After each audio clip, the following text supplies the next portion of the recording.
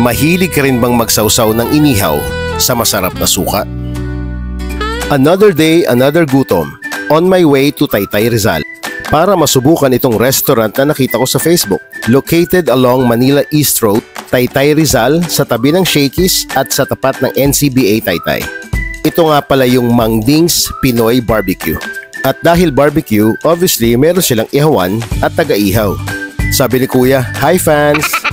Aside sa inihaw, meron din silang mga lutong ulam.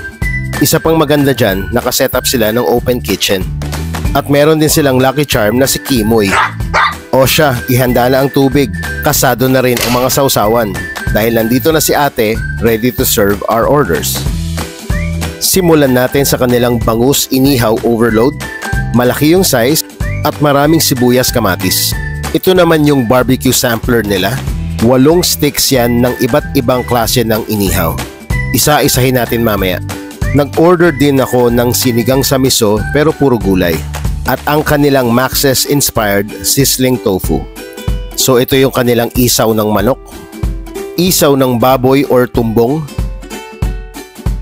chicken gizzard or balun-balunan, pork barbecue, boneless chicken barbecue, tenga ng baboy, inihaw na bulaklak, meron pa palang puwet ng manok, hindi ko lang na video.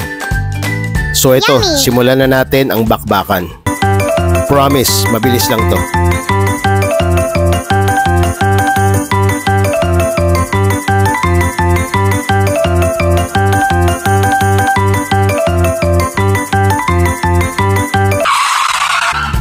Ito yung kanilang complete menu, but you can follow them on Facebook.